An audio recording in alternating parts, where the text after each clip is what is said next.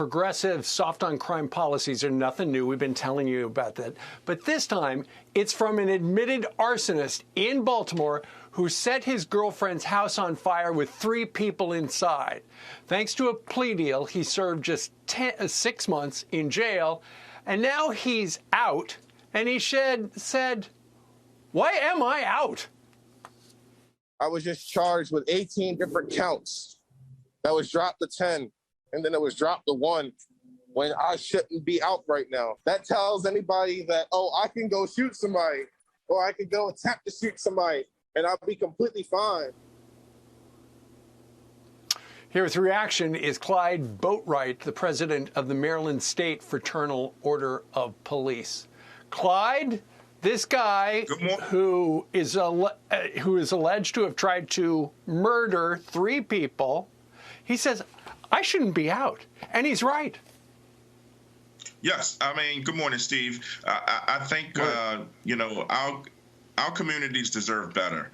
We should not have people who are hell-bent on creating chaos and who are trying to intentionally murder people to have the ability to receive a reduced sentence down to 6 months in jail when you intentionally set the house on fire. That is a problem. Right. Clyde, what is the deterrent? You know, there should the average person knows where the line is. You can't cross that line or you're going to get in trouble. The line has disappeared for so many crimes. It's like, well, that is a crime, but it's not a big enough crime for us to go after you. So what we're seeing, Steve, is a political stunt to increase the felony conviction rates by the gentleman, the criminal, pleading down from 18 counts down to 1. This is a 2-for-1 thing. He gets out and he's able to roam the streets to hurt someone else, and the prosecutor's office gets to say that they had a felony conviction in this case. That's the problem. Who speaks for the victims? Why are our communities being subject to this type of violence?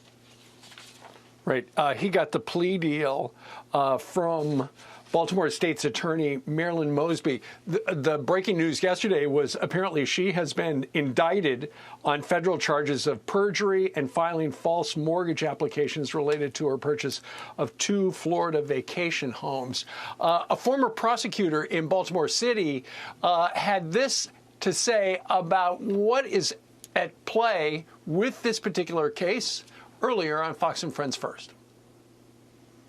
Don't know how Ms. Mosby, who's being indicted by the U.S. Attorney's Office, can really work with the U.S. Attorney's Office. She needs to take a leave of absence or to step down so that the city can get back to functioning. When we allow violent crime to go unaddressed, we cause more violence in this city. It doesn't matter if you're liberal or conservative. Violent crime needs to be addressed. And Clyde, she's absolutely right. Crime needs to be addressed. I wouldn't even say violent crime. If somebody breaks the law, even a misdemeanor, there should be some sort of consequence, because right now in too many localities, there is no consequence for crime. Yes, what we're seeing across the country are these progressive prosecutors. They're running on a campaign of being tough on crime, but once they're in office, they throw all of that out the door and they start pushing these agendas of people that are supporters. The people that support them have an agenda. They put these people in office, and everyone else is left to suffer from that. Our communities deserve better.